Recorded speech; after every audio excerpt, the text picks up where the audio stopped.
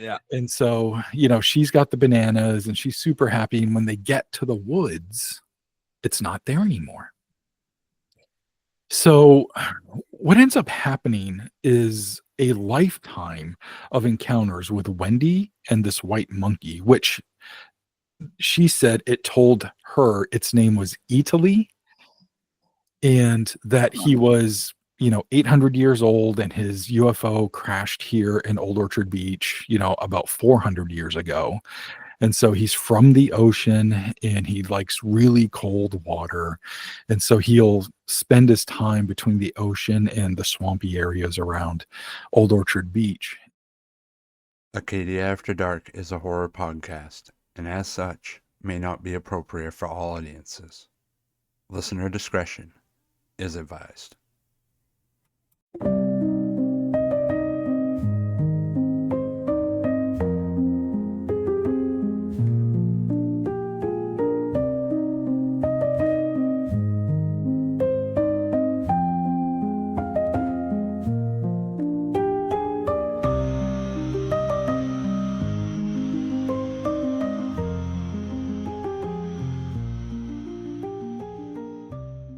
Welcome, ladies and gentlemen, to the Acadia After Dark podcast. I am the Reverend Redbeard. I'm so happy to be with you this week. I hope y'all have been well. It's been beautiful outside up here in Maine. Spring has finally hit us. By the time that you hear this, it's probably going to be the middle of May. Hopefully it's even warmer than it is on the 1st of May. So anyways, this week I've got a show planned that I am super excited about because we have our first returning guest, local creator Nomar Slevik. How you doing, man? Glad to have I'm you back. good. Yeah, thank you so much for having me back. First repeat guest. Very excited. Yeah, it's awesome. You definitely were one of the earlier guests that I had. I think you were like my third or fourth Oh, wow. interview that we did. So Cool. pretty early on when we started having guests, and now that's just become like basically the whole podcast, aside from once a month when I just do a like solo episode. Yeah, it's been a couple months since we've talked last. You've been Yeah. wicked busy. A lot of Yeah. stuff's been going on for you. Absolutely. The book is almost out. It's any day now, really, right? Yeah, any day. Like the official release date for Humanoid Encounters is technically June 14th, but release dates don't even really matter anymore, because you're doing online sales. I'm doing speaking engagements and I'll just have the book with me. But officially it comes out June 14th, and I'll be at the Emporium, Spooky Goods and More in Bangor, which we both love. You had them on recently. Yeah. And so I'll be up there signing books on the 14th. So that'll be fun. Yeah, that sounds like a wicked fun time. So are they doing your like basically a release party for you there, or is this I wouldn't really say a release party, but they're letting me chill in the shop for a couple hours, and I really appreciate that. So I'll take it. They're so awesome. Like I was just like when I met them, they're doing so much like good stuff with just like the local community, just doing events and shit. I was like, this is awesome. Like they just had their goth prom there. I'm sure you saw that, and now they've got other movies and stuff they're planning. You being there definitely makes a lot of sense. Do you already have some books up there, or do they? I do. Yeah. They have UFOs Over Maine, and also one of my horror fiction books, which is called We Only Come Out at Night. So they got both of those up there, and then a ton of other really great like classic horror books. A bunch of good stuff up there. People should check them out. Yeah, definitely. Yeah, we had them on a couple of weeks ago, and wicked nice people, cool community they're building up there. Yeah, but back to Humanoid Encounters, because as I've said, because every time you post another excerpt from the book, I keep fucking fangirling about it online because I'm just like, I can't fucking wait to read this book. Like, I'm literally over here like going feral and frothing at the mouth every time that you post something about a pale crawler or some shit. So yeah, man, it's coming and I'm ready for it. So when you we talked a little bit about it on the last show, but I don't think we got to really dive too deeply into it because I didn't want you to have to spill the whole beans. But now that we're getting a little closer, so research process for this thing, what's that been like? Because you've been working on this for a long time, huh? For a little while, yeah. And there's, I'm always kind of like overlapping projects, and So while I was working on writing UFOs over Maine, I was still finding within my research stuff that wasn't always extraterrestrial related. So I would just kind of tuck them away. And I'm like, all right, that's to, go back to it at another point. Yeah. And once I finally wrapped UFOs over Maine back in early 2024, I started pulling out all this other stuff that I had collected and trying to rack my brain on what my next project could be. Mm. And, I did have a few different options. There's a gentleman in southern Maine who's had really pretty intense military encounters.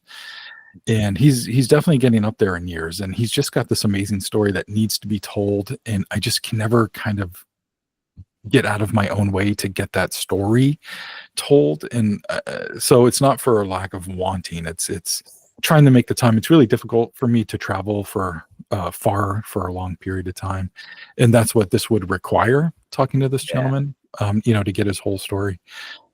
So after kind of humming and hawing on what I want to do next, I'm looking at all of these creature reports. I'm like, and it's not just Bigfoot. It's, pale crawlers. It's black-eyed kids. It's dogmen. It's humanoid ghosts. Ghosts fall into the humanoid encounters category, in my opinion. Sure. And some really interesting fairy encounters. And then there are like these cannibal giant stories that I found. And Yeah. I think last time I told a frogman story, and Mhm. like a frog people community story. And so I had all these stories, and I'm like, this has to be the next project. And yeah, I guess I'll do a humanoid encounters project. And that was just kind of like the name that it was going by, just as a stand-in. Yeah. And but it eventually like took hold. And the subtitle kind of explains it, which is phantoms and creatures and other strange entities sighted in Maine. Yeah. So that's where you get to really know what the crux of it is about. But yeah, lots of strange encounters. There's a plethora of UFO stuff, but there's just as much or more other strange phenomenon happening. And I want to try to tell as many of those stories as possible. Yeah, I'm definitely here for it. I mean, our whole thing has been discussing how much weird stuff happens in Maine. Yeah, And you seem to be pretty tuned into a little bit of all of it because yeah, honestly, it's like hearing the Frogman won the last one. I've never heard that. yeah, I've yeah, never heard anything like that in New England, especially not in Maine. So that's like a fucking cool story in the first place. But then you've got like other ones. You were talking about a wood elemental one on one of your yeah, recent episodes of your podcast. yeah, The pale crawler stuff we talked about a little bit because they're just friggin' weird and creepy and yeah. cool. Yeah, Like I love that. That's one of my personal favorites out of the yeah, humanoid same. shaped ones. What's your like out of the ones you did now? The frogman, I'm sure, is probably pretty high on the It's list up for like there. It's up there. weird ones. What's out of the ones you researched or heard? What's the most wild one that you're just like, I can't believe this is a story that somebody's telling Yeah. It's about an amphibious entity that was discovered in Old Orchard Beach in like 1974. me? Yeah. And there has been tales of this thing being sighted since like the 1600s. And in the 1800s, somebody famous, I forget their name now, but a famous like captain saw it in Old Orchard Beach, and he called it the white monkey. And that's what it's kind of been dubbed ever since. But there's this story about this woman who is still alive and well and kicking in Old Orchard Beach. Her name in Old Orchard Beach, Maine. Her name is Wendy C. Allen, and she's a bit of a quirky character around town. I'm not quite sure of her age, but she's, I think, might have a decade on me or so. Mhm. And she was a little girl uh, with a cousin, and they were playing out in the forest in Old Orchard Beach back in, I think it was 74, maybe 75. I don't have the information in front of me, but, Mhm.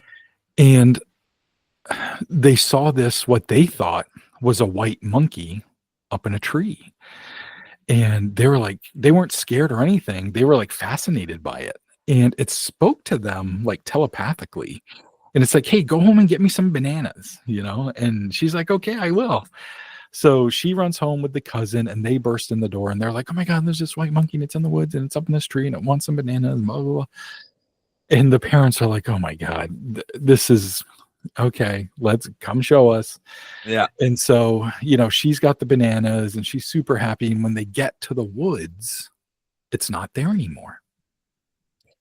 So, what ends up happening is a lifetime of encounters with Wendy and this white monkey, which she said it told her its name was Italy and that he was, you know, 800 years old and his UFO crashed here in Old Orchard Beach, you know, about 400 years ago. And so he's from the ocean and he likes really cold water. And so he'll spend his time between the ocean and the swampy areas around Old Orchard Beach. And when he befriended her, he's, you know, this 5 or 6 foot tall, really weird, white looking creature, an amphibious creature is what he called himself. Kind of, you know, picture the creature from the Black Lagoon, but like translucent almost, you know, Yeah. like white translucent. Sure. And it said that it had quite a hard life after crashing to Maine. There was a point where he said he was kidnapped by Nazis and just tortured for like 100 years. And, Wow. you know, so he lived through a bunch of trauma. Now, during this whole time, it turns out Wendy lives and is being raised by very abusive people. And we're talking, you know, physical abuse. We're talking a lot of mental abuse. Her mother didn't want her in any way. So she felt very isolated herself and she shut down a lot in front of people and she would go out and hang out with Italy. So they form this bond and they remain friends all throughout the years while she's growing up and, you know, and becomes a young woman and then you know, a woman in her 20s and 30s. And this creature is helping her kind of work through her trauma. And she's helping this creature work through its trauma. You know, first of all, it's been stuck on Earth for 400 years. Right. And, Bad enough. yeah, bad enough. And then all the torture that it went through, you know, from the Nazis. And so they have like this trauma bond that they're experiencing together. And he would help her. He was really very strong and had some special powers. You know, he could speak telepathically. He was very, very strong and he could move really fast. And there's one report where this woman was giving Wendy a hard time, and Italy, when nobody was looking, picked up her car and turned it upside down and smashed it on the ground. And Wow. yeah, and you know, did it right in the middle of town, and everybody woke up, and there's this car upside down in the middle of town, and they're like, "How the hell did this happen?" And Yeah. you know, and Italy told Wendy that it was him, and she's like, "No, you can't do stuff like that. I appreciate you like looking out for him, but you can't do stuff like that." Sure. So, you know, she never stopped in this belief of Italy and kept telling her family about him, like, you have to believe it. And so they shunned her because of this. They're like, you're a freak. Aliens aren't real. You're insane, you know. And she was homeless for a long time. And she wrote this book called For Fear of Little Men. And it's a tome. It might be 400, 500, 600 pages. It's huge. And I don't know if it still is, but it was available as a PDF to download. And in it, she talks basically about her whole life. And a huge part of it is her experiences with Italy. So that all happens. And she writes that book. And then I don't know what happened, but like 5 years ago, she completely changed and said, Italy is not an alien. I've never said he's an alien. He's actually a little Jewish man. And from the torture he endured in Nazi Germany, that's why he looks so strange and like he's white, you know, and ashy and has deformities is because of the torture. And you guys are crazy. He's never been an alien. And I've never said it. You'll never find anywhere I said, well, I have the whole book, you know. Yeah, as I say, you wrote a book about this. Yeah. Like, And What? she has several blogs across several different types of Tumblr type sites, like Skidoo was one of them. Hmm. Hmm. Tumblr was another one. And then she has her own website. I don't know if it's wendycallen.com. I forget now, but it's all sourced in one of my books. So after this crazy, 40 years of talking about Italy, she's completely changed. Just And said, 180s the whole yeah, thing. 180's the whole thing. And it's so strange. So in my opinion, that's one of the strangest stories I ever came across. And when I first pitched it for my first book, like 11 years ago, the editor was like, whoa, this is too much, because they I wanted don't my book. know. Yeah, That sounds like a movie to me. I I mean, know, right? honestly, But they were like, this is too, like, I think they had in mind that the book that I was writing at the time was going to be kind of like an introduction to Maine and UFOs and all that stuff. So uh, it was supposed to be touristy and a little cutesy, and oh yeah, which isn't my yeah. favorite thing, So that book Yeah. turned into what that was, and I finally wrote UFOs Over Maine, the 10th anniversary edition. It is the book I really wanted to write. So it's got the entire full story of Wendy, and because it's so strange, and I have a chapter in the new book of Humanoid Encounters called Psychotic Aquatics, I had to briefly recap the Italy story with Sure. Wendy. And it goes down for the last however long I've known about the story, because I've known about it for like 18 years now. And, it's been published for 11 years. And Mhm. it's just has gone down as one of the strangest stories I've ever uncovered and was able to tell. And I still think about Wendy and, Italy. And, I have an aunt that lives in Old Orchard Beach, and I used to go down there. Mhm. And it was while I was working on that first manuscript all those years ago when I had that story, and I was hoping to try to find Wendy or try to find Italy or something like that. And I never Yeah. had any luck, but Ah, man, it's such an incredible roller coaster of a story in the first place. Just the whole thing is just wild from start yeah, to finish. Like I mean, even just the description of Italy and everything like that, because that was one of my favorite parts of your rewrite of UFOs over Maine. yeah, Is I was like reading that and I was like, this story is insane. yeah. So with that, there's a few things because I kind of want to pick parts of it. Sure. So Italy, what? Because like, if there were other people that witnessed like weird stuff, like the car flipping, for instance, is there like other people aside from just her that said that, yeah, this is like we saw weird stuff? Or was it really just that she was like kept saying, hey, this thing happened and it was him? That's what was happening. Okay. So she's a very much unreliable narrator, throughout Oh, all of okay. this stuff. Okay. What's really interesting and why I think this story deserves to be told is A, her story's fascinating, B, his story's fascinating, but something called a white monkey has been seen in Maine, in southern Maine, Saco, Old Orchard Beach area, for 400 years. So Sure. did she latch on to that and tried to make it her own story, like she knew about it? Or is this something she is interacting with? And as she's gotten older, she's like, you know what? Let's keep this entity safe. The world's gone crazy, which is Yeah. interesting. Like 5 years ago, the world did go crazy. Yeah.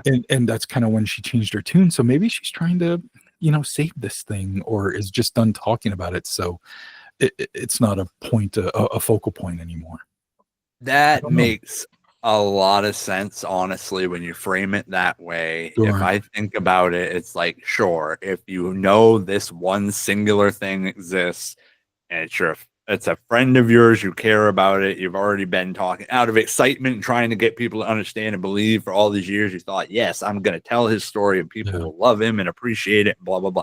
If it's real, she Right. Right. believes it is real up until she decides she doesn't. It's weird, the 180, like you said, like that Yeah. does seem like the timing of it is a little odd because Yeah. I know a lot of things kind of turned upside down, but that after Hmm. 40 years to now be like, what are you talking about? I've never said this. Yeah. That's like, it feels like she had a psychotic break if she Yeah. legitimately believes that.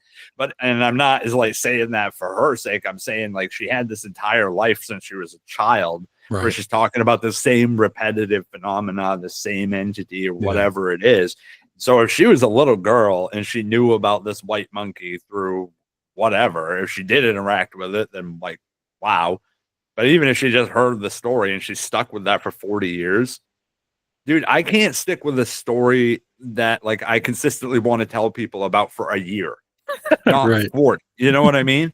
It's like I Mhm. write something and 5 minutes later, I'm like, this is trash and I want to throw it away. Right. So I can't imagine telling people something like this for your entire lifetime. Yeah. Yeah. That's It's that's it's it's a a different commitment. level. Yeah. Yeah. Yeah, yeah. And in my opinion, it does lend credibility to it. Mhm. Now, I also feel as though, reading that entire tome of For Fear of Little Men, Mhm. that Wendy has some severe mental health issues. And Sure. it sounds tragic, the stuff that she's had to endure. And, Mhm. there's names that she throws out that are real names, and you can see these people and you can see arrest records and things, so she's either really good at mixing, Mhm. fantasy and reality, which is possible, Yeah. or it's actually happening, or this is just all made up. And either way, it's extremely fascinating. I think it's a matter of historical record. There's been reports of this since the 1600s. And if I can tell a version of that story gently, appropriately, I don't Yeah. use any harsh language towards Wendy in No. any way. I'm very sympathetic and sensitive to Yeah, mental absolutely. health issues if that's what she's going through. Mhm. So, I think it's fair to tell that story, Yeah. as best as I Yeah. can. Yeah, I mean, I feel you're right. There's definitely a story that needs to like be told and recorded and things like Yeah. that.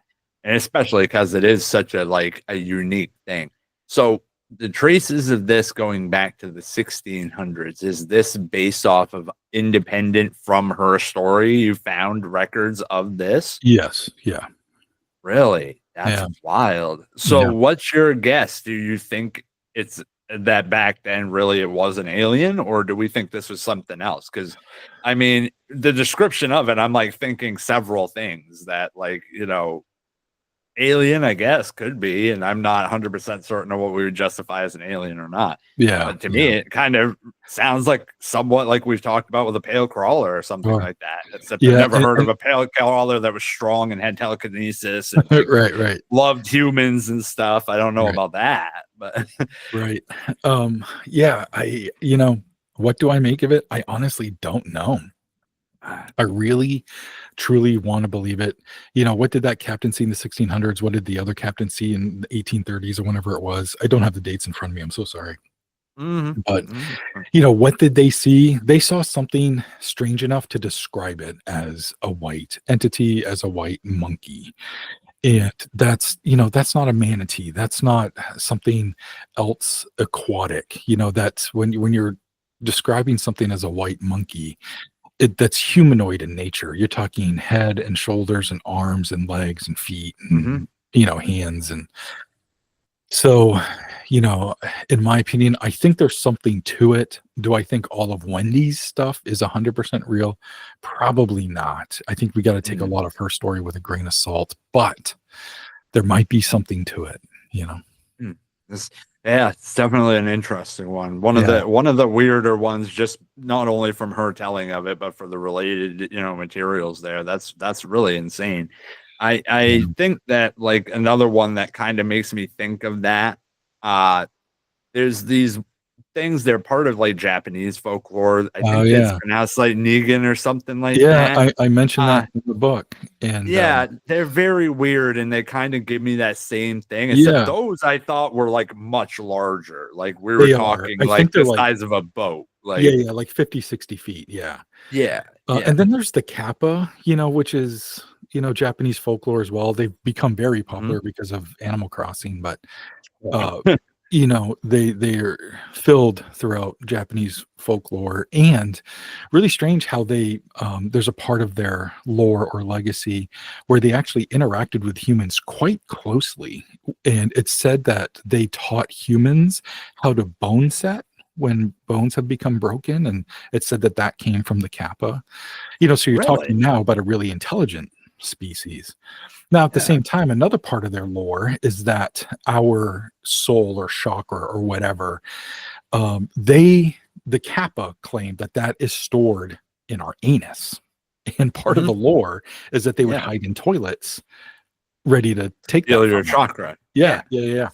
So, I mean, that all sounds like super duper weird, but it all comes from somewhere. And a Kappa, if you look at a Kappa, it doesn't look like a white monkey, but it looks like a regular monkey. It looks like a humanoid something or other, Mhm. Yeah. And I mean, you figure one that's from the northern ocean is probably going to look a little different than Yeah, a one little from the bit East different. Pacific, right? I Right. mean, basic biology says we're going to be looking at something that's a Right. slight deviation from the ones you see down south. That's just, Mhm, mhm. if we're talking these things in realistic, like this is speculative biology, Right. we're going that direction. That's what I would think is like, Right. hey, in the north, you're going to have something near the Arctic Circle. It's going to probably be a lighter tone Yeah. because it's reflecting and collecting heat a different way. That's Yeah. like And we it's have got to whales and shit adapt that to do its the same. environment, you would think, as Mhm. far as hiding itself or whatever. Yeah, for sure. Yeah. I mean, So, the whole thing, like, yeah. And I know the ones that I've seen the pictures that people have posted online and the ones that like supposedly people have caught on, random undersea cams and stuff. And whether they look real or not, they're creepy. They're weird looking. Like I very was like, creepy. dude, like some of those I was like, I don't like this. Like enough stuff under the water I know I don't want to mess with. And this is Yeah. probably on the pretty high on the list right now. Yeah. There was another one from UFOs over Maine. That was another really interesting story that also like tied into some weird twist ending. Now the Wendy one was like a really weird twist, and Yeah. I believe it was another one. I was either the chapter before or the chapter after. There was one that had like a pretty unusual twist that they had like abduction phenomena going on or something like that. And it turns out it was actually that the parents were having parties or something to that degree. Is this Yeah. So, familiar? Yeah. oddly enough, that also took place in Old Orchard Beach. Wild town, man. Yeah, I guess so. So this is like a really big story, but I'll try to condense it as much as possible. But in 1975, in October of 75, which is actually right around the same time the Loring Air Force stuff was happening, when they were having all their UFO stuff down in southern Maine, there was a crazy abduction thing that happened in October of 75. And I think it was actually the one of the same nights as Loring, which is really interesting. But anyway, Wow. so these two gentlemen, David Stevens is one of them, and then one of his friends. His friend has since distanced himself from it. And that actually happened very early on, like in the investigation process. Like him and his family didn't want anything to do with it, so they stepped away. So it's since become the David Stevens case, and that actually happened down like in the Norway, Oxford County area. Sure. And they claimed that there was a UFO and that they were abducted, and they were driving in their car, and their car started driving itself like a la Christine, and so all this crazy stuff happened. And after the encounter, after the abduction, and they were returned, paranormal stuff started happening in their house. And they said that the TV would talk to them. There were these weird cubes that would like morph in and out of the walls. Really strange stuff. And so they were assigned some local UFO investigators. Shirley Fickett was one of them. And Shirley Fickett, who has since passed away, but Shirley Fickett was friends with a gentleman named Dr. Herbert Hopkins. And he was from Old Orchard Beach. And he was a general practitioner who worked at the local hospital in Old Orchard. He had moved from another part of New England and had a lot of schooling and some degrees and very well respected man. But he was also practicing hypnosis and hypnosis regression to help abduction victims. So Shirley Fickett got Herbert Hopkins to do some hypnosis regression on David Stevens. This happened over the course of like 6, 7, 8 months. And they had, 6, 7, 8 sessions, and it uncovered all of David's abduction experience. And he saw these really strange alien creatures. He described them as having like really angry eyes, and they had bulbous heads, but they wore like these black robes. Just a really interesting description of them. Yeah. Different than a lot of others at the time. Yeah. Yeah, and they were taller as well. They weren't 3 or 4 feet tall. They were 5, 6 feet tall. Interesting. Yeah. Anyway, so one night, Herbert Hopkins, who's still in the throes of working on this case, gets a phone call from somebody, and they say that they are researchers from the New Jersey like UFO organization, which never existed, and they wanted to come over and talk about the David Stevens case. And he's like, "Yeah, sure." And this is in 1976, I think this happened. And he's like, "Yeah, sure. When do you want to come over?" And just then, he sees somebody walking up his driveway. They're no longer on the phone. And he's like, "Whoa, what the hell?" This is Wow. 1976 in Maine. The closest payphone Mhm. was downtown, a couple miles away. There's no way they could have been there that Yeah. quickly. But he turns on the porch light. This person comes up, knocks on the door, and it's almost like he's been Jedi mind tricked. And he opens the door and lets the person in, and they look like the epitome of a man in black description, but the alien side, because there's also man in black or men in black descriptions that are government in nature, and then there's like alien ones in nature. And this was one of Right. the alien ones. It was completely devoid of hair. They acted and spoke in a very robotic sort of way. At one Yeah. point, this entity wiped its mouth, and there was a smear of red on his hand, which indicated that he might have been had lipstick on or something. Yep. Yep. And it turns out he went there to threaten him about the David Stevens case and said, "You're no longer going to work on that. And in fact, you're going to destroy all of the, hypnosis tapes that you've got and all your notes." And he's like, "Well, why would I do that?" And he's like, "Well, you've got 2 coins in your pocket." And I think it was like a nickel and a dime or something like that. Pull one of them out. So he does. And he's like, "Now watch that coin." And so the doctor's watching the coin, and it gets all kind of fuzzy, and then it gets blurry, and then it disappears. And he said, "If you don't do what I just said, that's what's going to happen to your heart."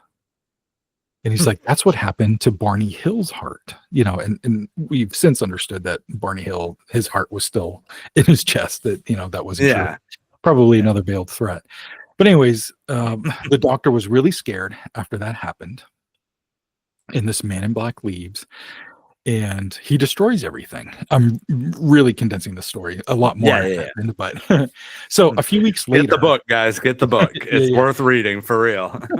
So a few weeks later, John's son, who was living like in the garage apartment on the property, he gets a phone call from this guy, and he's like, "Hey, we want to come over and we want to talk about A, B, and C, and blah blah blah." And John was like, "Okay, all right, that sounds fine." He's like, "But we don't know where you live. Can you meet us at like McDonald's in town?" And John's like, "What?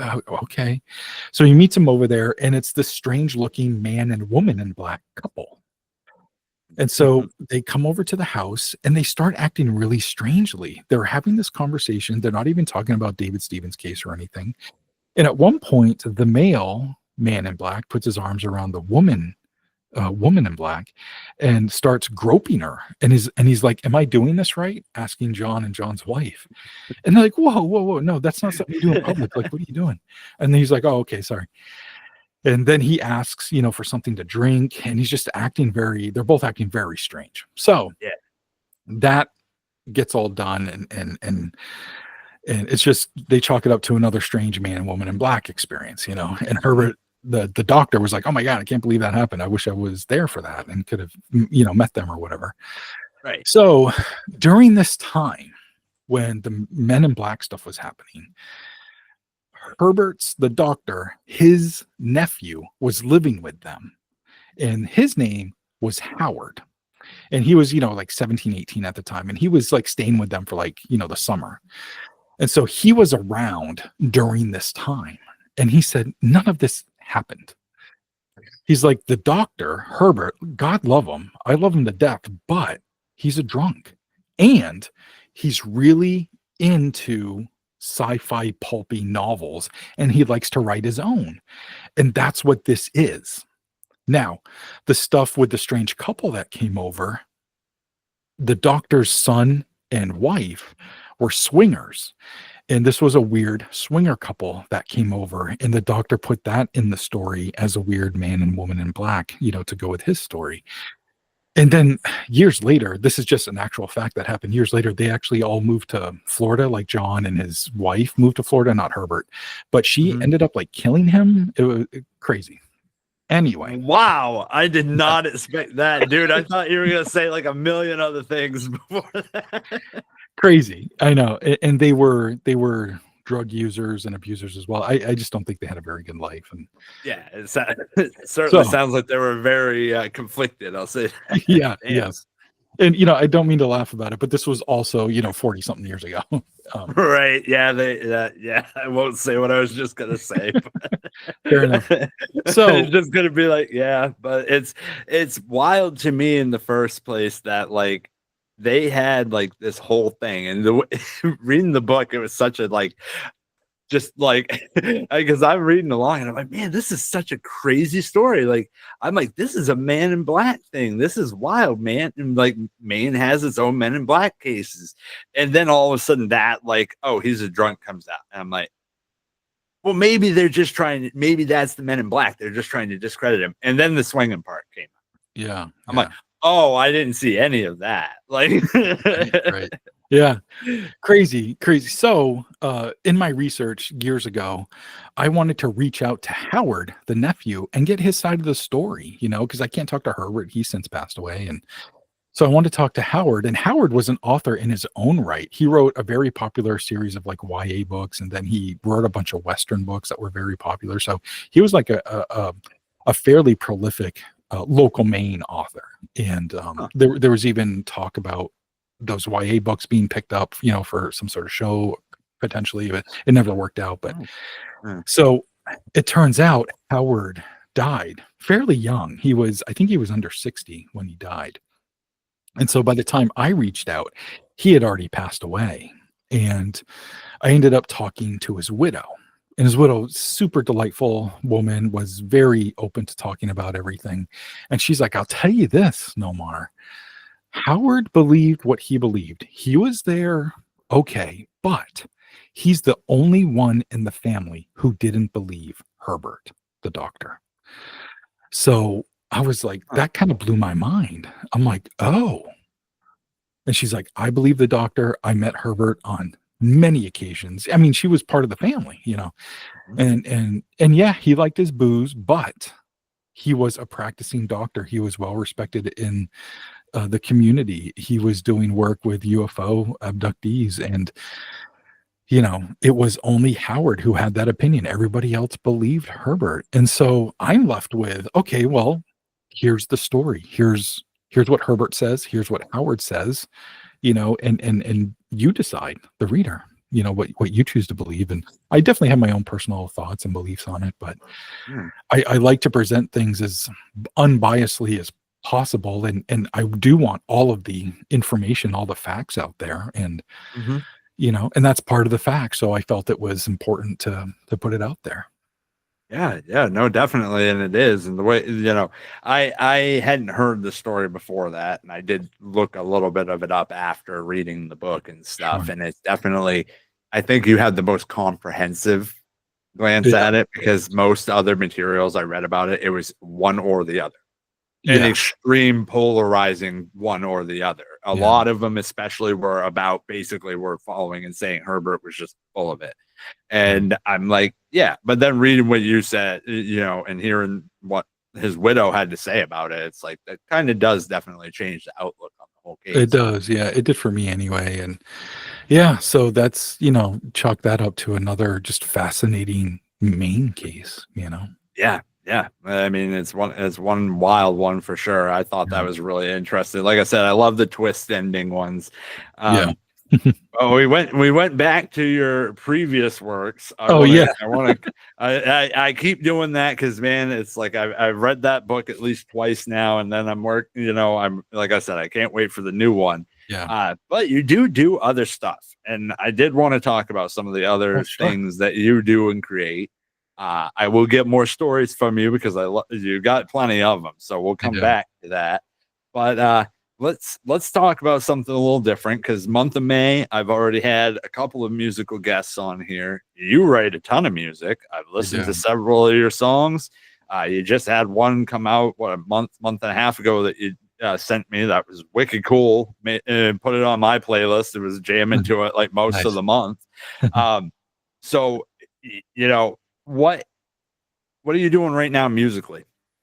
Musically, right now, I'm doing. I have a bunch of songs that I've made over the course of the last year and a half, and instead of like putting out an album, because that's what I just always did. I think I've released like 26 albums or something, Yeah, a and lot. it's a lot of material, and the way we consume music has changed so much that I'm just really enjoying like working on a song, every other month, maybe every 3 months, and then just releasing that one song, and it just lives and dies on its own. Mhm. And so, since late 2024, I've released 3 brand new songs, and I'm sitting on a bunch, and I actually have a really great remix of an older song that's currently being worked on by some very talented friends of mine, so I'm waiting to get that back, and that's going to be the next single. So that's what I'm currently doing musically, sitting on a bunch, ready to put out, waiting for something to come together so I can get that released as well. So what's your I mean, I've listened to a lot of your stuff, and you have a unique style of the rap ones that I've heard is very like I dig it a lot. I know that when I first heard some of it on your podcast, you were kind of like, I'm not sure if this is going to be everybody's thing or something like that. It was definitely mine. What's some of your influences? Because it sounds like I Okay. get like a lot of like you strike me as like a 90s hip hop listener. Like it Yeah, sounds to me like you grew up in that. yeah. And I did too. So I'm like, I dig it, but I see a lot of different things. So what are some of your big Sure. influences? So I would say I'm like an 80s and 90s hip hop guy. Okay. And without, mincing any words, I was definitely into gangster rap. So we're talking the early stuff like Ice-T was a huge influence. He had or still does has an amazing rapping voice. It's very chill. And he's very smooth and raps just very well. And Mhm. so he was a huge influence. Now, his subject matter obviously wasn't anything I could ever relate to, but what it ended up doing was teaching me about a culture I knew nothing about. I ended up falling in love with it. Mhm. So Ice-T was a huge influence. Big Daddy Kane was another huge influence. He had or has still a very sultry, honey like voice, and he can just rhyme his ass off. Mhm. He did a Tiny Desk concert recently, and recently, within the last 5 years, and it absolutely killed. Scarface is a huge influence. NWA was a huge influence. Mhm. But Mhm. some stuff that's not gangster rap, Raw Bass and DJ Easy Rock, Young MC, a lot of these Sure. guys, Yeah. even the early Fresh Prince stuff. Mhm. He's the DJ, I'm the Rapper album was hugely influential. Yeah. And so was their first album, which I think was, God, I can't remember the name of it now, but like their big hit on that one was a thing that Jazzy Jeff did a riff on the I Dream of Jeannie music and just made Mhm. this funky beat out of it. Um, yeah. But anyway, so it's, a lot of that early stuff. Audio 2 was another group that I listened to quite a bit. So a lot of East Coast and West Coast stuff. But, like my rap dad, if I were to, have one that I just embraced and fully became obsessed with, would have to be Ice-T.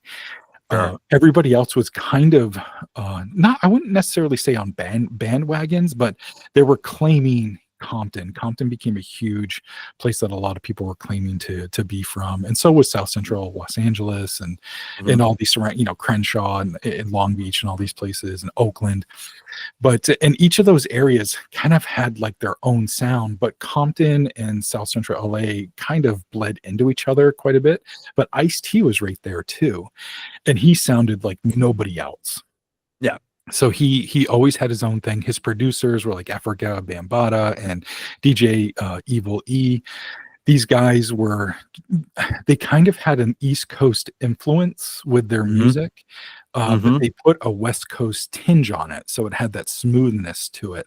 Really interesting stuff. And Absolutely. Yeah. so he was a huge influence on me. Also, DJ Quick out of Compton was another big influence. He's a producer and a rapper, but his first album, Born and Raised in Compton, is just a classic. But yeah, yeah, great list. Yeah, that's no big surprises there, because I definitely I get those influences in your music, and that's yeah. So you produce all your own music, they right? do. Like you do your own beats, you do your own recording, you Yeah. write your own lyrics, you do start to finish on Yeah. all of it, right? Yeah. That's impressive. You have like you, aside from just being a music fan, do you have like a music background? Did you go to school for it or anything, or you just No, I didn't. I actually went to school for like video and multimedia a whole bunch of years ago, and so yeah. I have an associate's degree in Hmm. that, which it actually ended up helping me for like about a decade, which was really cool. I got into like some TV stuff, which was kind of interesting, Yeah. but yeah. So no, so self-taught, and believe me, there were a lot of learning curves and errors, and Yeah.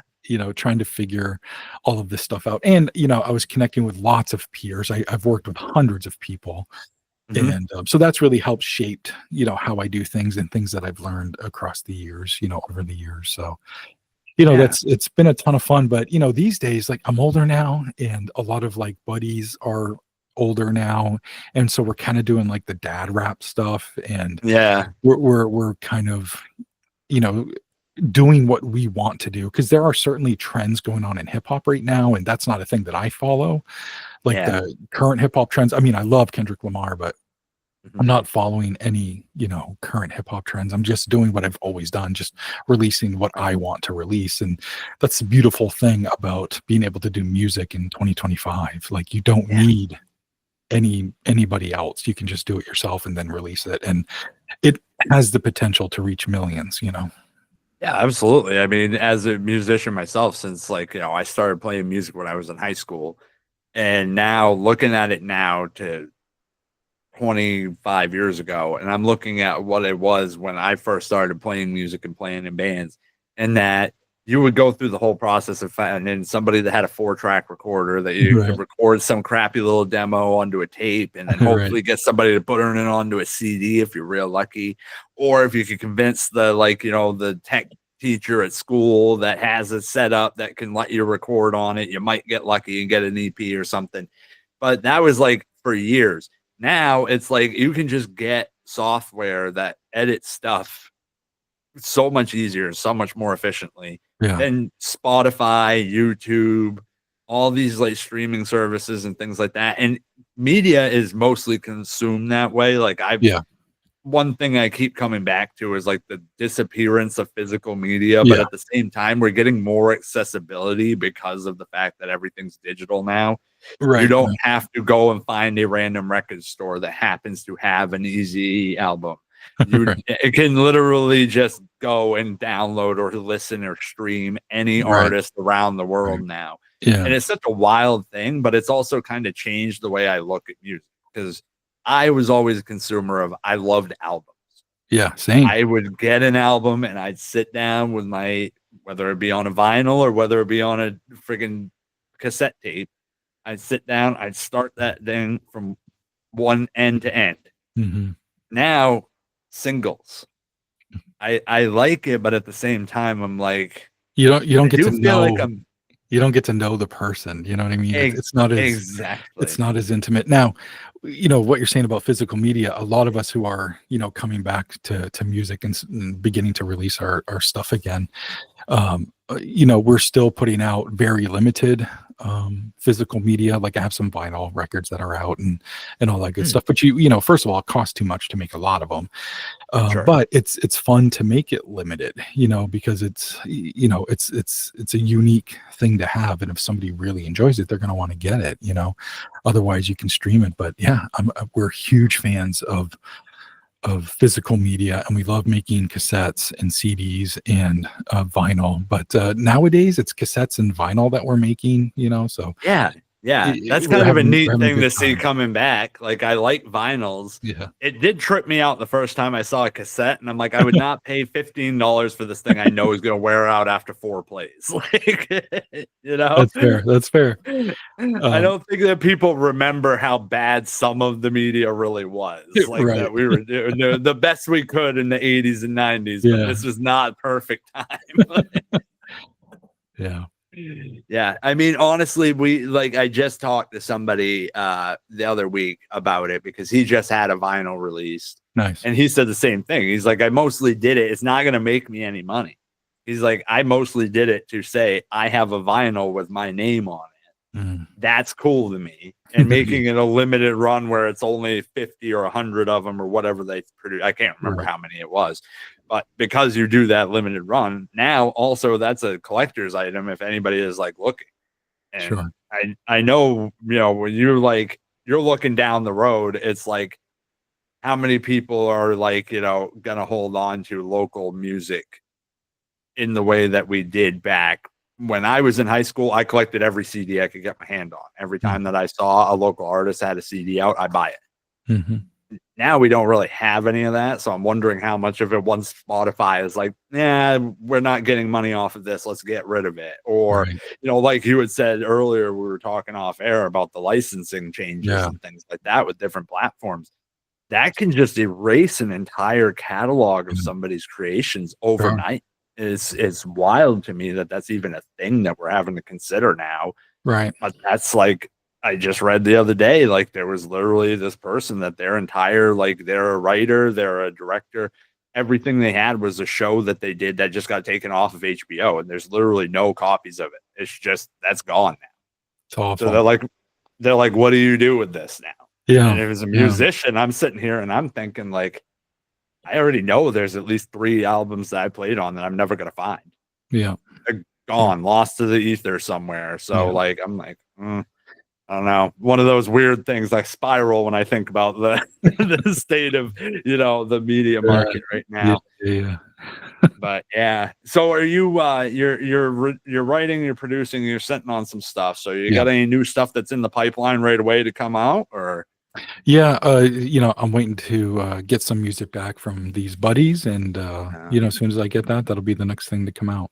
that's cool. That's Yeah. cool. I'm definitely looking forward to that. Every time I see a new track pop up, I'll be checking it out. Mhm. Yeah, we definitely had some interesting suggestions on that music playlist, and yours was one of the only ones that was true hip hop, and I was like, thank Oh, God cool. somebody put some of that out there because I was like, Mhm. and you were like, I don't know if this will fit the vibe. I'm like, this is perfect, sir. Like, I appreciate it. So Nice. that's cool. I'm looking forward to hearing more of your music for sure. Cool, As man. I said, I'm very much like I'm chomping at the bit for this book that you're working on right now. You said you got a couple of more books that you're working on. Yeah. Can you Yeah. give us a little tease on Yeah. those? Yeah, absolutely. So, ever since I was a kid, I've been writing, like, since childhood, and what the majority I've been writing my whole life is horror fiction. Mhm. And typically short stories. And I do have a book of that out currently. It's called We Only Come Out at Night, but that, it Mhm. came out in 2021 and it did awful. Like I've had the most success with nonfiction stuff, but it's a passion. So it's, something I'm going to continue to do. So I'm Yeah. currently working on a new book of short horror stories. And this one is called Darkness Knows Our Names. And I like to write, crazy stories. They typically involve some sort of creature or alien or a ghost or something, and it wreaks havoc on somebody's life, and then it ends unhappily. Those are the types of stories I like to write. And I think I have 25 done right now, and I want it to be like 30. So that will be the next book that comes out. And it's so freeing to write fiction. I When you know. write Yeah. nonfiction, there's like you have to get the story right. At least for me, the story's got to Mhm. be right. It's got to be accurate. It's got to be what the witness said. And if I use any sources, I have to cite them all, so people can see Mm. the sources. So it's very difficult and kind of a pain in the ass to write nonfiction. I love it. I Feel love that. finding the stories, but yeah, it's hard. So coming off a nonfiction book and going right into fiction, it's been a pleasure. It's like I'm on vacation, you know. So I'm just you know, and sometimes I'm churning out 1 or 2 stories a day, and so that's been really fun and nice and different. And I've even taken a couple of my personal paranormal encounters and fictionalize them and turn them tragic and awful, which has been really fun. But the whole twist with this book is that every story is inspired by true events, which is kind of fun. So it's not I based dig on. that. So yeah, so it's not based on it. This stuff didn't actually happen, but it's inspired by it. You know? Sure. Yeah, I Uh, get that. I get yeah, that. yeah. That's So very cool. it's been really fun to work on. Yeah, it sounds very liberating. I kind of recently ran into that myself because like the whole first 10 episodes I did of Acadia After Dark were very hard set nonfiction. I'm researching stories Yeah, and local legends and I'm reporting about the events. And yeah, like, yeah, there was parts of it that I was accentuating and adding little elements of narrative stories and things, but I wasn't going too hard on it. Then I wrote, like, finished all that, was like, oh, I've already basically got a whole book from this. I'll just turn this into a nonfiction book. I wrote the first draft, added a lot more to it than I thought I was going to, got to the end of about 400 pages, and I'm sitting there and I'm like, I don't want to write this right now. I'm like, I yeah. literally like instantly was like, I like it. It's like a good first draft, but I'm like, I don't want to write any more nonfiction this minute. I'm like, I'm kind of done. So I set it aside. I'm like, I'm not even going to edit for like, I'm going to wait. I'm gonna like set it aside. Then I tried just writing a short story, just a random, just nonfiction, just random story. It felt so liberating. Yeah. I was absolutely like, no, I need to do more of this. Yeah. Yeah. Yeah. Yeah, friggin' but yeah, it's one of those things you don't like. I mean, I'm hoping. I know you and I talked a little bit about the publishing process and how you've kind of went through some like changes in the way you go about it, and Yeah. the pacing of it is definitely different now. Um, what with the new book there, you have that in the publishers right now. What did you learn and change with this versus when you re-released UFOs over Maine? Have you done anything different in your process here? I actually switched over the process like in 2020. So this is like Humanoid Encounters is like the 4th book in doing Okay. this new process, and Yeah. I love it. It's liberating. I've got nobody telling me what to do. It's great, but Mm, you can get careless. So I got to make sure my editing is on point. And you can't be a writer and an editor solely of your own yeah. stuff. So Yeah. I make sure to hire out for editing. I've got an editor. She's amazing. Her name's Valerie LaFaso, and I help her with some of her stuff. She mostly helps me with my stuff because she's super duper smart, and I'm Yeah. me. But so I write the first like 4 or 5 drafts. I do my editing just so I'm not embarrassed to give it to Valerie. Yeah. And so I do what I can there, and then she takes it and she'll have it for about a month, and then she gives it back, and Mm, it's sweetened up. I mean, it's perfect when it comes back. And then what I can work on, because I just accept all of her edits mostly. I mean, of course, I go through each one of them and make sure it's something I want to do, but it's yeah. always something I want to do. And then I go through, and it's about editing the creative part. You know, like Mhm. does this part of the story make sense here or whatever? And then I start doing that sort of editing, which is different than grammar and punctuation and sentence structure, and making sure you have your tenses right and all that good stuff. Yeah. So Valerie helps me on that part, and then I come back at it with the creative part, and then hopefully by the end of it, I think Humanoid Encounters had 19 drafts, which is crazy. But Wow. after 19 drafts, I have that book coming into my hot little hands in the next day or so. And I Yeah. think it's a final piece, but I'm sure you'll read through it and you'll find a mistake. It's inevitable. I've had No, I won't. I will not find a single mistake. I will be like, nope, this is amazing. Because I just like I said, I've already seen like the chapter list, and I'm like, this thing yeah. is so damn cool. I'm excited. I'm so glad. I hope other people are hyped for it, but it's a lot of work, and I wouldn't do it if I didn't love it. Every project is a labor of love, and Mhm. I found some hella strange stories from Maine. I think there's over 100 or just under 100 stories, and it's about 323 pages. Wow. And over the last couple of days, I've secured a narrator to do an audiobook version. So that'll be coming out in end of July, early August. So I'm excited about that. That's So another cool. separate piece. That's a whole lot of work. And so I'm glad that I have a narrator and I'm not doing all of that myself. I just get to put it Yeah. together after, which is cool. But yeah, so I'm excited about all of it. Yeah. Yeah, definitely. I mean, it's an exciting time, and now that it's like it's here, it's days away at this point. Yeah. We're counting the minutes basically, and you get to Yeah. read it and see it yourself in the next couple of days. So one thing I like, and I don't know if you like listed it online, I may have missed a post or something. I dig the cover art. Did Oh, you do cool. that, or did you hire or commission somebody for that? No, my girlfriend and I did that together. She So did the cool. painting and I did the font and the layout stuff.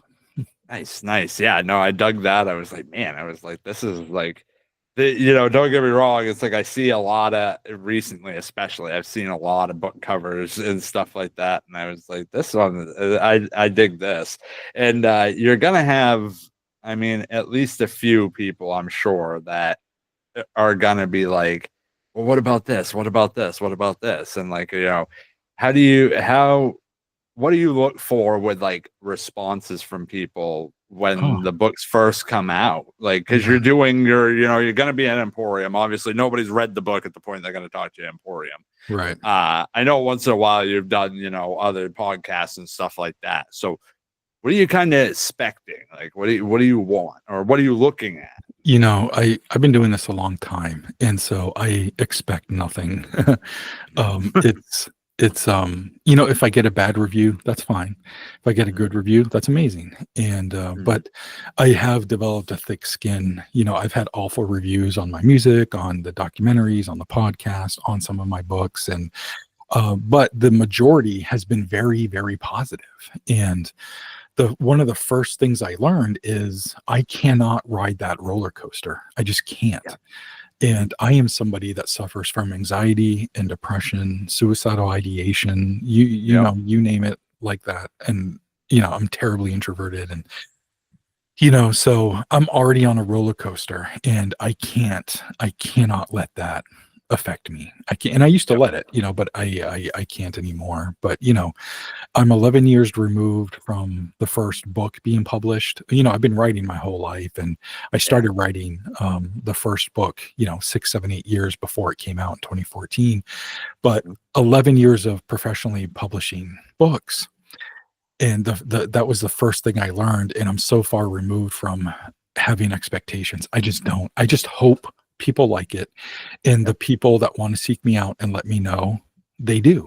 And I will also hear from the negatives, and that's just a part of it, and I Yeah. accept it, and it is what it is, and I'm not even worried about it. So, because I know it's not for everybody, and I know my style is not for everybody, so that's okay, and I'm all right with that. And but good It's a people like healthy you, mindset. good people like you, I do maybe I might do 60 podcasts a year, where I get to like talk about my books and the work that I do, and that's been amazing. The feedback I get from that is more than enough for what people think of the work I do. So I hope I tell a good story, and I hope that I come off as honest and reliable, or whatever, relatable, Mhm. and because I'm trying to tell these stories as earnestly as possible, as unbiasedly as possible, as kind as possible. And if you're not getting that from what I'm writing, then I'm not doing my job. But the thing is, I know that that's in there, so if somebody Mhm. doesn't like it, I know that it's on their end, and Yeah. that's That's okay. it. They're going Yep. through something or whatever, and I don't hate anybody because of it. So Mhm, mhm. I One thing I gotta say about like, and this is from reading your mainly UFOs over Maine, and I would like to read some of your nonfiction or some of your fiction stuff now sure. that I know you have the short stories and stuff because I wasn't even aware you had that one. Um, I need to read that, but one of the things that I noticed from your like storytelling, because it is storytelling. Sure. You're talking about real events, you're talking about real accounts, and you're doing it very well. Like, you are attention to detail oriented in your storytelling.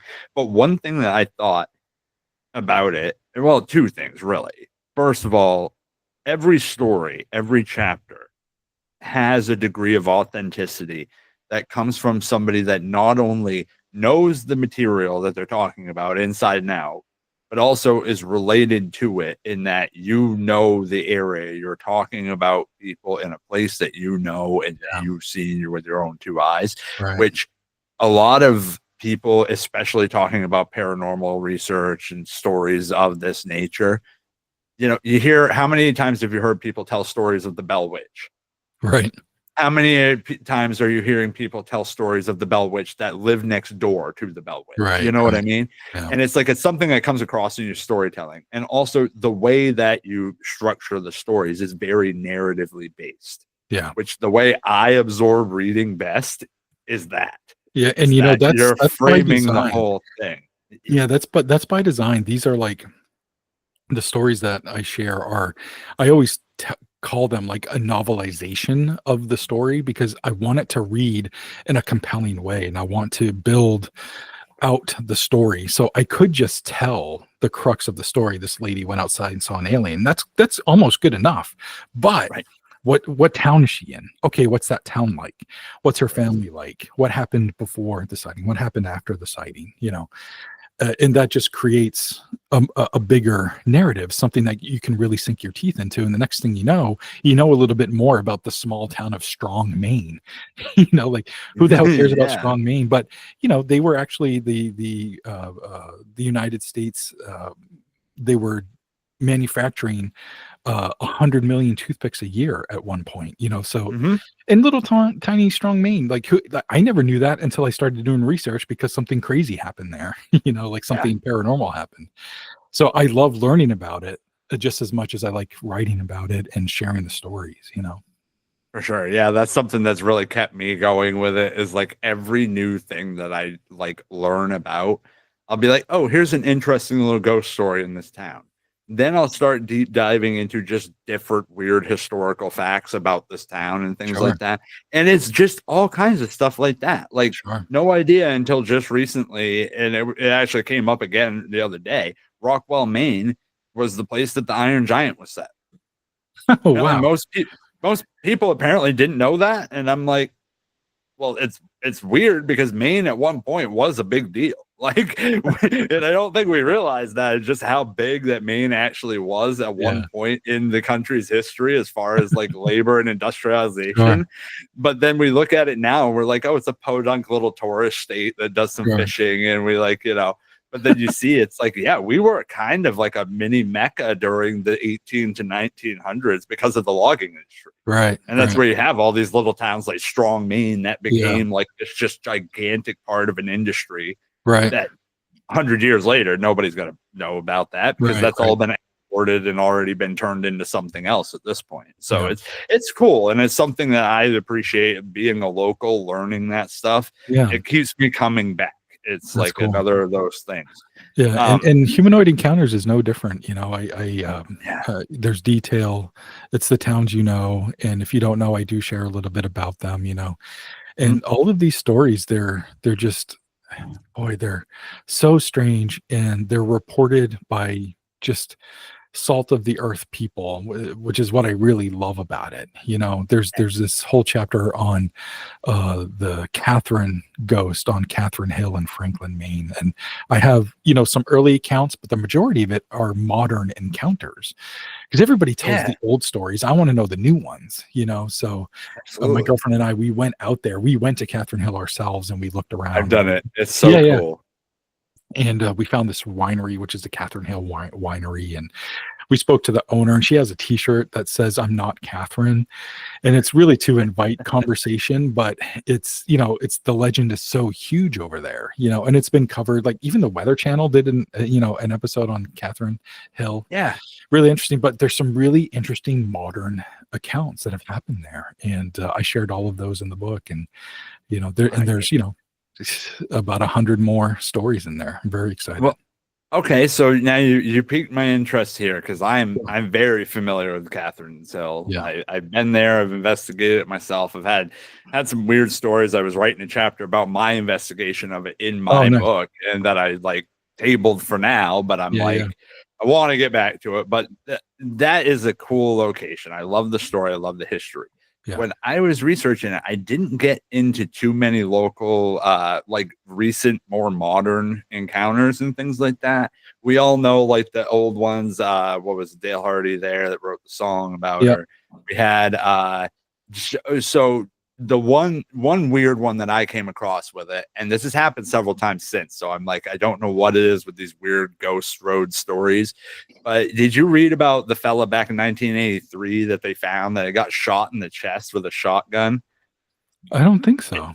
It's still unsolved to this day. Okay. They don't know who it is, or they know who it was. He was a local Navy vet, and for some reason or another, he was only like, I want to say like 34, 35. He was not very old. But basically, they found him right along the stretch of road, which is like the Wow. exact place that everybody like points to as like, this is where Catherine Yeah. hangs out. Found with his chest just absolutely just blown up with Wow. a shotgun. And they assume back in the 80s, they're like, oh, this has to be drugs or something like Yeah, that. But yeah, it's yeah. like, it's never been linked back to anything. That's So I wild. kind of like started to read into that, but that was kind of where I went. But that's like the 80s. Yeah, yeah. So you found stuff more recent than that? Yeah, Like, yeah, yeah.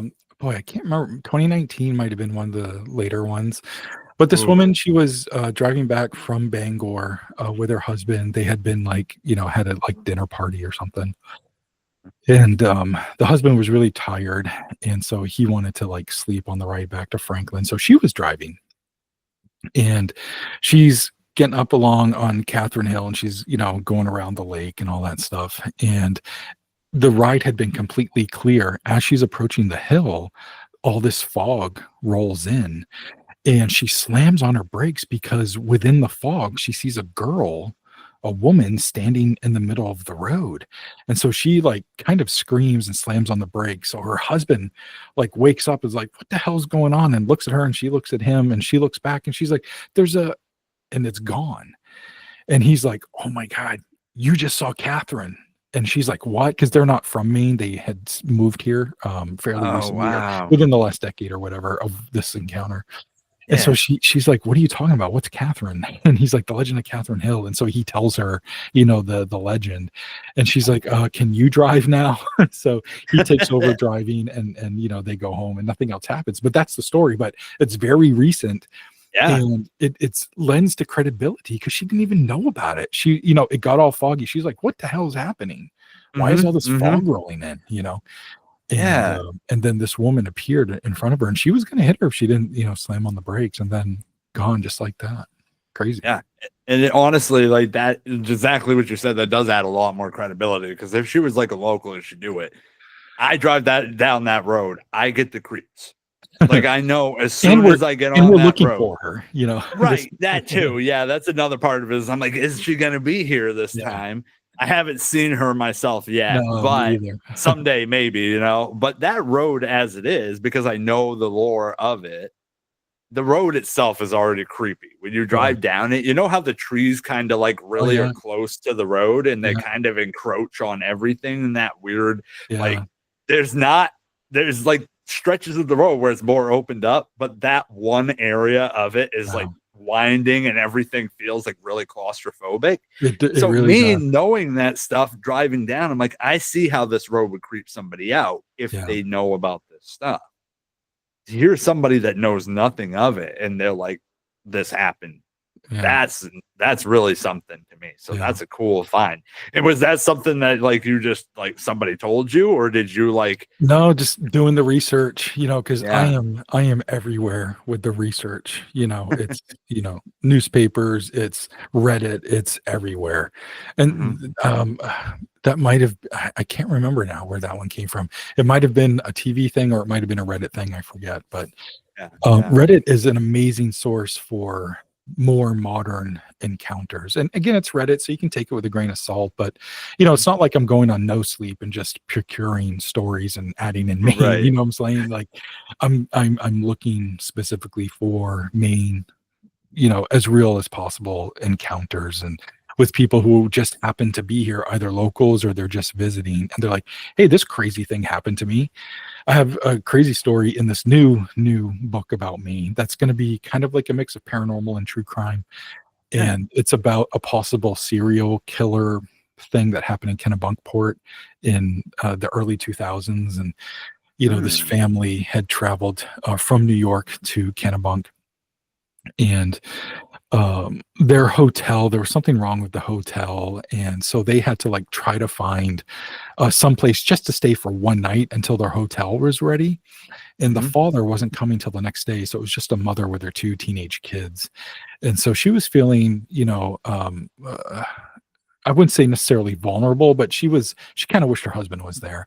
So Mhm. she's talking to him on the phone at a restaurant in Kennebunk, and they're trying to figure out, like, he's trying to call places for them to find a room. And this gentleman overhears and walks over and is like, hey, we have this huge guest house and you're welcome to it just for one night. And she's like, oh my God. And so this guy sits down and starts talking to her. And it turns out that they're in the same business field. And I mean, it's what she does in New York, but it's what he does in Maine, but it's like a financial field that they're both in. And so she Yeah. really like grew to trust him during this conversation, and ends up talking to her husband about this guy. And it was like, hey, what do you think? And he was like, hey, sounds cool to me. And so they get to this guy's house, and this guest house. And so, he gets them inside and, gets them settled or whatever. And he's like, okay, have a good night. So they walk into this room and it's very sparse. It doesn't look like it's really ready for people to stay there, but they were thinking, oh, maybe they're renovating or something. I don't know. But Mhm. the beds are directly under the windows, and the windows are kind of like oddly spaced where it didn't make sense to have the beds there. So they're like, that's weird. Mm. Huh. And then like a half hour later, there's a knock on the door. And so they're like, okay. So they open the door and it's the guy. And he's like, I just want to make sure you guys are settling in okay. And then he's being a little creepy about it, Oh. lingering a little too much. And she's like, yep, we're fine. Uh, Thank you. And closes the door. yeah. Yeah. You But a can half get hour away later, now. yeah, yeah. But a half hour later, he knocks on the door again. And, I just want to check in one last time, make sure everybody's okay. And she sensed what she called, oh God, she put it so perfectly, but it was like veiled anger. Like, I just want to make sure you guys are okay. Like, everyone's okay in here, right? Like almost like he couldn't help himself. Like he's gearing himself up to like do something. And Yeah. she's like, sir, we're fine. Thank you. We'll see you in the morning. And so he finally leaves. He doesn't come back. They get into bed. So again, it's a wife and two kids, and there's enough beds for all of them. And so um, the lights are off, and the kids are lying in bed, and they can like kind of hear stuff outside.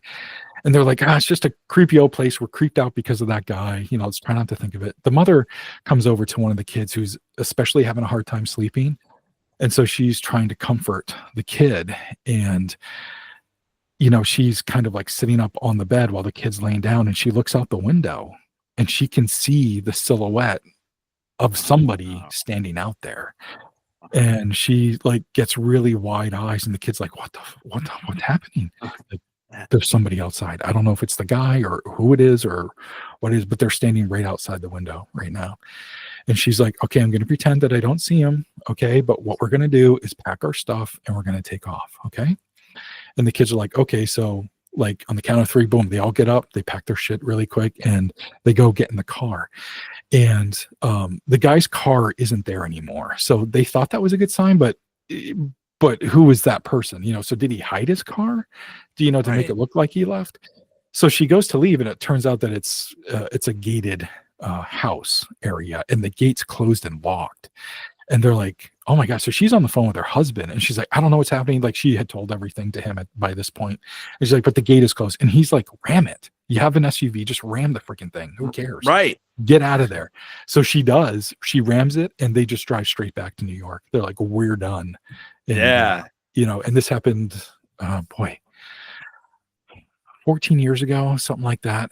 And so it's a post that kind of blew up on Reddit, where there was just tons of responses, and OP was posting a bunch of like responses to it, answering questions, and just a fascinating story. So that's one I recapped in the new main book. Yeah, that's an incredibly creepy one. For some Yeah, reason or another, it's always like, and this is a thing up here in Maine too, because it's like I live right next to the woods, so I always have that thought of like if somebody's like right outside and just kind of like watching. At the same time, I will literally just like sleep with my bedroom window wide open every night, and so it's like not really like as much of a a paranoid fear, right. but the thought process of that, like he like seems so welcoming, he brought him in. That sounds like that movie. And I guess it's a little different, but it reminds me of several horror movies, Sure, obviously. But it does sure. give me that vibe of like The Strangers, where like Oh yeah, yeah, they're yeah, like out to camp or whatever, and then all of a sudden yeah, they just like see these people standing outside, and like, but that guy like being there and just kind of like waiting for them all to go to sleep makes me yeah, wonder if there was like a history to that place, or if somebody else had like yeah, that's yeah. a weird one, and I worry more about that than I do basically any ghost or like, Yeah, absolutely, dude. monster or creepy crawly in Absolutely. the woods, man. Because like I know how awful real humans are to real Yeah. humans, so that's always the scariest monster to me. Absolutely wild story, dude. Like that's gonna be another great book because I do love the mixture of like Sure. because I found in some of the ones that I've gone about and I've looked into, there is a certain degree of crossover between true crime and then Sure. paranormal Yeah. stuff. Really popular and well known one local to us, and it was Silver Lake in Bucksport. Oh, yeah, yeah, yeah. So that case with the Sarah Ware, Yeah. like the real events that involved Yeah, this and poor I woman. cover that extensively in the Humanoid Encounters book, and Fantastic. we ended up, boy, this is like 15 years ago now, but we ended up investigating the home of William Truergy, who was like accused of her Nice. murder, Yes. and we had Yes. some interesting stuff happen that night, and so that whole report's in the book as well, and we caught some pretty interesting EVPs. One of them was "He killed me," so it's like, oh my god, Oh so yeah, man, really that's interesting stuff. awesome. Yeah, yeah. Wow. So where you're you do a little more field work with your Yeah, books. I Have try to, you ever yeah. considered like crossing it over with like a documentary or something? You have a Eventually. background in some multimedia. Like Yeah, and I actually have 2 documentaries that I've done. One's available on Mhm. YouTube, and one of them is on, a platform called Paraflix, Paranormal Plus, Yes, and okay. Yeah, yeah, I know them. and I'll have that's to look that called one up. yeah, it's called Otherworldly and More, and it's about a couple from Sanford, Maine, who have been having just a shit ton of weird extraterrestrial stuff that's been happening to them over like the last 5, 6, 7, 8 years. And Yeah. so I went down and I did this really long form interview with them, and they were telling me all this stuff. And I figured it was going to be a story I was going to share in a book. But like halfway through like this 4 hour conversation, they're like, "Oh, so did you see any of the pictures of the video yet?" And I'm like, "What? You have pictures and video?" And so they pull out this laptop and they have like hours of footage of strange UFOs and weird EVPs, and I'm like, okay, this is crazy. Would you guys be interested in maybe doing a documentary instead of like being featured in a book?" And they kind of Yeah. hummed and hawed about it because that's pretty invasive, It's a big but jump. yeah, so they eventually agreed. Like a few days later, they contacted me and they eventually agreed that they wanted to do it. So I went back down, and it was just a 1 day shoot, and I got all the stories that I could, and they gave me all the evidence. And over the course of like 9 months, I put it all together and released it in 2019, and it had a really good run on Amazon Prime. I think it got up to like 400,000 views on Amazon Prime, and Damn. then they started the views started dwindling down quite a bit. I'm like, okay, maybe I can take it away from the paywall and like do something else with it. I was like, oh, maybe I'll put it on YouTube. And but then I found Paraflix and offered it to them, and so it's exclusively with them for a little while. And then I think Oh, eventually I'll put it on Tubi or something. But it's a fun yeah. watch, and some interesting evidence that's on there. Some pretty cool pictures that they caught. So I'm gonna definitely have to look that one up. I Sure. had not seen that. I do follow Paraflix. I've seen some of their work, Yeah, some yeah, of the documentaries they platform on there. It's yeah. cool stuff. So I'll definitely look them up. Cool. That's yeah. I mean, when I hear some of the stories and stuff, that it's like, especially the ones where you have like your own personal encounters, Yeah, where you would have seen your stuff with your own two eyes. Well, yeah, you can write that, but it'd be real cool if we got to hear that EVP, if we got to yeah, yeah, hear that, do a CD right along in the book. Just yeah, slap that right in the back like they did back in the day, yeah, yeah, You get a nice little soundtrack along with it, plug a couple yeah. of your songs, you put some of the If I was smarter, I probably should have put like QR codes or something, like hear this EVP, and it takes you to like YouTube or something. I probably could have done that, but wow. yeah, something to think about. See, okay, so dude, I would never have put two and two together to make four out of that. I would have come up with potato, and I would have been like, I got to make a documentary and a book, and you're like, just QR codes. That's the thing. We've had it for years. That's Cool. true. Well, this shows where you have the experience. Meanwhile, I'm over here with the fucking hammer and chisel trying to reinvent the wheel. It's all just experience. Yeah, yeah, that'll do it, man. Hey, well, I want to get one more story from you. What do you got for me? Give me a good one. Boy, oh, man. I've had you for a while. I'm Yeah. sorry to take all your time, No, but no, man, no. you got so many good ones. Let me think of a good one here. Okay, so there's a Dogman story that I finally published in the new Humanoid Encounters book, and I don't think I told it last time on the show. Yeah. But it's a Dogman story from me that's never been published before. I'm the only one that's Oh, ever spoken to this witness, and what sucks is we've lost communication like since. This was, oh. boy, it was probably 6-7 years ago, and like I hope he's doing okay and all that stuff now. But anyway, Mm.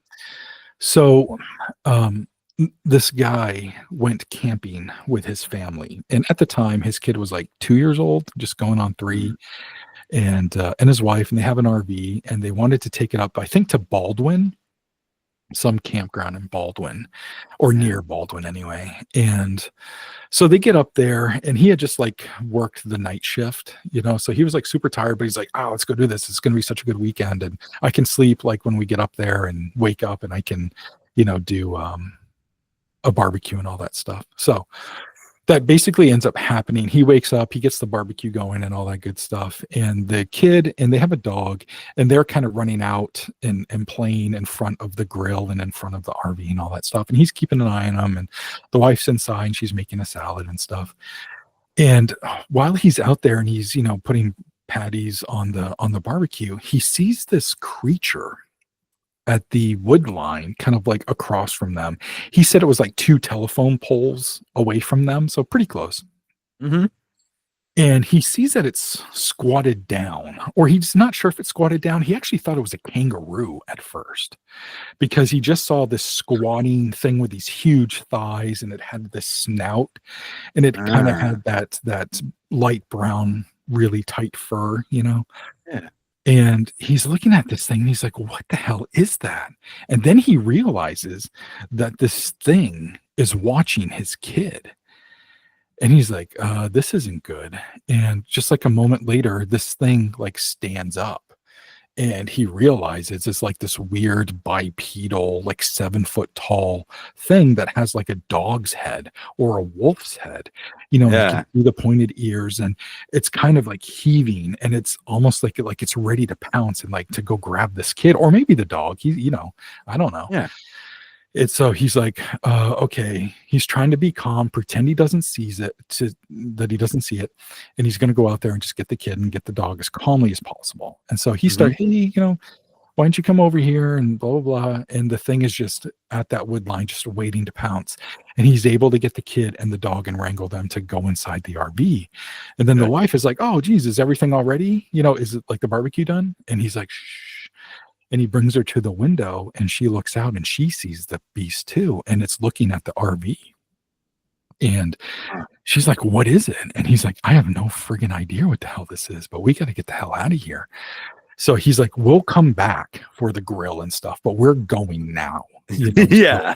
they take off and he comes back a day or two later and grabs his stuff. But he was scared to even come back and, because he wasn't sure if it was gonna be there still. But Yeah. that's I don't basically know. the crux of the story. It's told in a more That's narrative way in the book, but sure.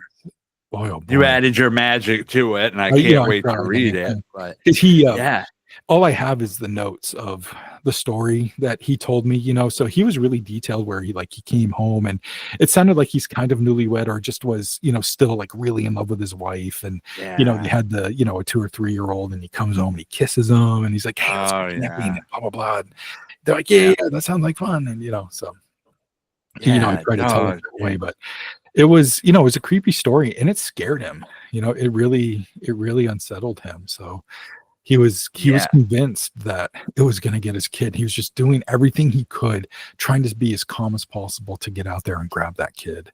So Right. Well, because you don't want to scare the kid. You right. also don't want to have the dog now be alerted that, hey, there's something Yeah. over there, and the dog fucking take off, because then you Right. got a whole other mess of problems. Yeah. Also, you figure a lot of predators, if they see you panic and go to run, what are they going to do? They're probably gonna chase Almost, after you. Yeah. almost any one of them. So, especially if you got a kid, Yeah. the last thing you want is to freak this kid out and have the kid take off running. Well, Yep. now all of a sudden you got something that became a target, and you got to Right. get after them.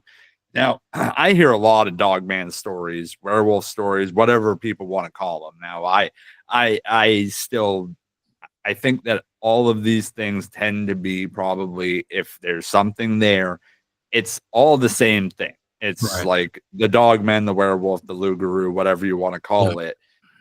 And I've heard these going back literally to before the 1600s. I've heard Oh, for ones earlier sure. than the 1400s. It's Yeah, yeah, been yeah. here for a It's long, an long, long, old long time. legend. Very old.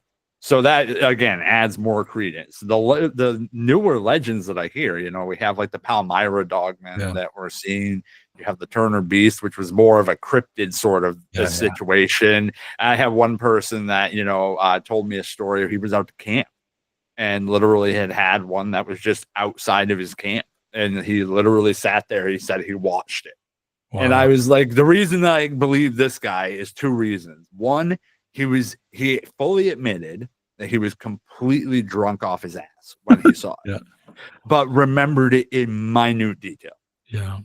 This is not a person, not a thing that a habitual drinker will be able to remember in the detail that this guy remembered it, unless he got Right. sober in a hurry. Right, right. The other part of it, and I still think it's funny, and I go back to this in my head all the time.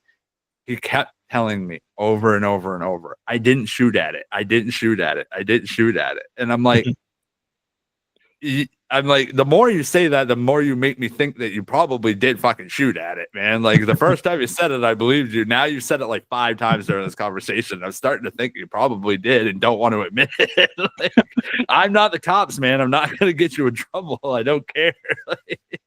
But it's one of those weird things that, dogmen, it seems like such an out there thing. Yeah. Right. But how frequently have we heard stories of that in this area? Yeah. There's a lot. There's pictures and stuff. People have had like weird trail cam stuff. I saw a really convincing one out of Tennessee that I'm like, I don't know what else that would be Yeah. aside from that. And then you look at like stories like you just said, this guy, I have no doubt when I hear people that say it and they talk about how fucking terrified they were just because they realize that what this is not something normal. It's not a dog. It's not a fucking coyote or something like that. It's something else. Yeah. They all have the same visceral reaction that they're just like, we got to get out of here. Like, we just got to go. And it's like, it's such a commonality of every one of these stories that I've heard. And it's like, yeah, I can't wait to hear that story. That's one that I'm very much, I love werewolves. I love all the dogmen stories. And that's part of, another part of the book that I'm going to be looking forward to, man. I can't Awesome. wait to read this. It's going to be an amazing piece of work. Well, hey, dude, it has been an absolutely amazing time talking to you tonight. It has been a great chat. We've gotten a ton of good stories out of you, but it is almost time to wrap it up. Before we do go, what do you got going on? Anything you want to plug? I know you have something coming up with the Emporium. So what's going on? May 31st, I will be at the Brown Memorial Library in Clinton, Maine. That'll be, I think it's either 11 a.m. or 1 p.m. You can check my social medias and it's on there. But I'm doing a little bit of a summer library series, and it's called Spooky Summer, and it's stories from Humanoid Encounters. And so I'll be at the Brown Memorial Library on May 31st, and I'm going to be sharing stories, and I'll have the book there if people want to buy it. And then I'll be at June 14th at the Emporium in Bangor, and that's going to be from like 1 to 3 p.m., and I'll be signing books there as well. So those are the two most immediate things coming up. Awesome. This will definitely be a good summer for you. I can feel it in my bones. I think you're going to have a lot of success with this book. I am very much looking forward to getting my hands on it. As soon as it ships, I'll be reading it because I'll be literally just, I can't wait to crack that bad boy open. Well, dude, I very much appreciate you coming on the show. It's always great to have you. I definitely want to make you our first three-peat guest at some point in the near Awesome. keep this show rolling, because I have a feeling that there's a plethora of stories you could still share, and I don't definitely run out anytime soon, man. Yeah, and you're a pleasure to talk to. So thank you so much for having me. Hey, that's great, dude. I've said before, I was a big fan of your podcast. I am sad that it's on hiatus right now. I do hope that I'll get to hear you doing the podcast thing again, because you talk about a lot of good stories. You find some of the big ones and you go into it in some pretty fun detail. Plus you add the musical element, and I just dig the whole vibe. So I hope that we'll get to have you back on the airwaves eventually here. Thank you. But in the meantime, you always got a place here. If you ever just want to come and shoot the shit about some spooky stuff on the show, just shoot me a line, and I'm happy to have you anytime, man. Awesome. Thank you so much. Right on, man. Well, hey folks, it has been a great evening with y'all. I hope you have had a great time with us. I very much enjoy all this time that we spend together, and I look forward to doing it again next week. As always, hikers, this is the Reverend Redbeard for the Acadia After Dark podcast. Keep those lanterns lit. Stay safe out there.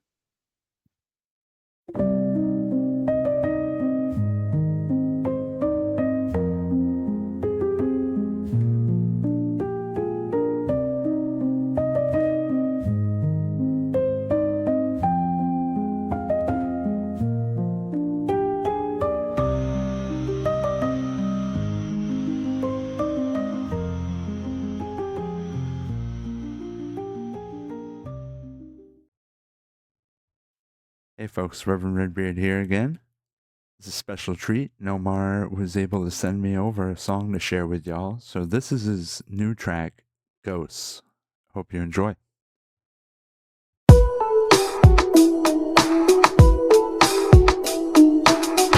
We on a hunt for them ghosts. The ghosts with the most. Yeah. Nomar, what up? Pack them bags. We going low. On a mission. Yeah. Not going anywhere on the back of a flatbed. I silhouetted devil at a silhouetted nightmare. Don't stare, Americans hate that. A right hand, left hand, that's a clap. It's been more than a week, relief sets in. Anxious nights with infectious grins. Out on a limb, the wind holds me. Ain't it possible just for you to believe? Coincidentally, everything was quiet, silent, just like arrested pilots. Russian riots in the back of a Cadillac. Awkward pause and stamina stack. A moment for the cause and civilization. Stationary jaws caused by the mutation. Falling on deaf ears for a calendar year. Falling on deaf ears, defining our fear. Not going anywhere on the back of a flatbed. I silhouetted devil at a silhouetted nightmare.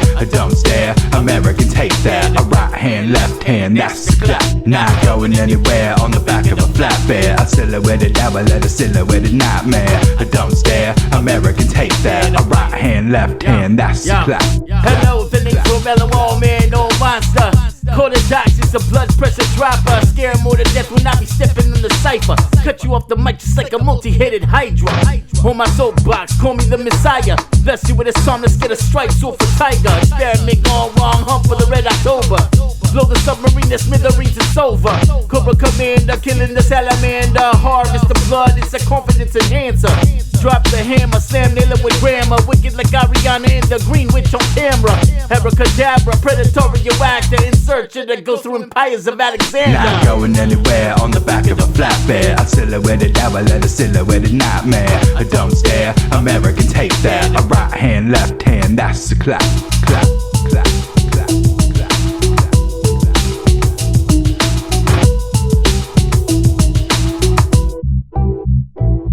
Not going anywhere on the back of a flatbed. A silhouetted devil and a silhouetted nightmare. A dumb stare, Americans hate that. A right hand, left hand, that's a clap.